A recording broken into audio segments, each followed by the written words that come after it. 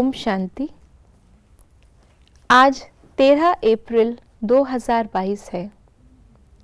बाबा हमें मधुरता के भिन्न भिन्न पहलू बता रहे हैं, उससे जुड़े हुए अलग अलग गुण बता रहे हैं, उनको धारण करने की विभिन्न युक्तियाँ बता रहे हैं। आज बाबा ने हमें एक गुण बताया है, निर्मलता, जो जितना मधुर होगा उतना ही निर्मल होगा। तो निर्मलता की क्या विशेषताएं हैं, निर्मल रहने के क्या फायदे हैं, आइए जानते हैं आज के अव्यक्त इशारों के द्वारा। कुछ भी हो जाए लेकिन अपना स्वभाव सदा निर्मल रखो। यह निर्मल स्वभाव निर्माणता की निशानी है।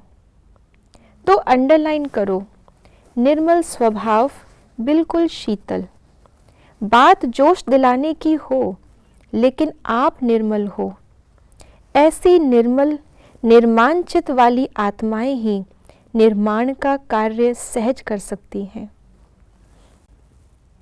जब भी निर्मलता की बात सुनते हैं तो हमें आदरणीय बड़ी दादी याद आती हैं। उनका स्लोगन ही था कि अपनी वाणी हमेशा निमित्त, निर्मल और निर्माण हो। निर्मलता का अर्थ क्या है? जैसे जल को हम सभी निर्मल मानते हैं। क्यों? क्योंकि कितना भी कोई तपता हुआ आए लेकिन वो जल पीने से, भले ही वो ठंडा ना भी हो, तो भी उसका स्वभाव है शांत करना, प्यास बुझाना, तपन को कम करना।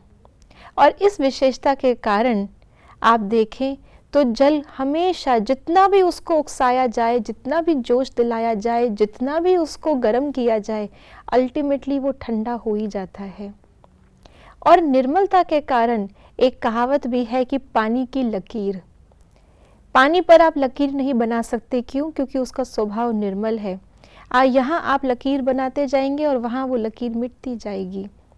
तो जो निर्मल हृदय वाला होगा उसके दिल पर कभी भी किसी की बात लकीर की तरह, चोट की तरह कभी भी नहीं रहेगी। वो सहज ही पुरानी बातों को बिंदी लगाकर आगे बढ़ता जाएगा, क्योंकि उसका स्वभाव एडजस्टिंग है, उसका स्वभाव निर्मल है।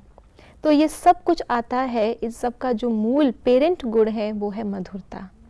जब हमारे अंदर मधुरता का गुण होता है और हम हर एक के पुरानी बातों को सहज ही उसको बिंदी लगा देते हैं, उनको क्षमा कर देते हैं, तो हमारे ऊपर से वो लकीर भी मिट जाती है और हमारा स्वभाव निर्मल हो जाता है। तो अगली बार जब भी वो व्यक्ति आता है हमारे सामने, भले ही अंदर से गिल्ट लेकर के आ रहा है, ग्लानि लेकर के आ रहा है, अपने अंदर से दुख लेकर के आ रहा है या क्रोध लेकर के आ रहा है, पुरानी कोई भी लकीर मेरे ऊपर नहीं है, तो मैं उसको आत्मिक दृष्टि से देखते हुए उसको इस समय पर अपनी निर्माणता से उसके अंदर गुणों का निर्माण कर सकती हूँ। जो बाबा ने आज कहा, निर्मल व्यक्ति ही निर्माण रह सकता है और निर्माण व्यक्ति ही निर्माण कर सकता है। क्योंकि हम इस समय नई दुनिया के निर्माता हैं। तो नई दुनिया का निर्माण गुणों से होना है, आत्मिक शक्तियों से होना है। और गुणों, जहाँ गुण है वहाँ अवगुण, या वहाँ पे विकार, या वहाँ पर जोश, वैर, ये सब का कोई स्थान नहीं। तो पहले अपने अंदर से इन अवगुणों को निकालेंगे। जितना निकालेंगे उतना निर्माण बनते जाएंगे, और जितना निर्माण बनते जाएंगे उतना ही इनकी वाइब्रेशन से हम निर्माण करते जाएंगे। ओम शांति।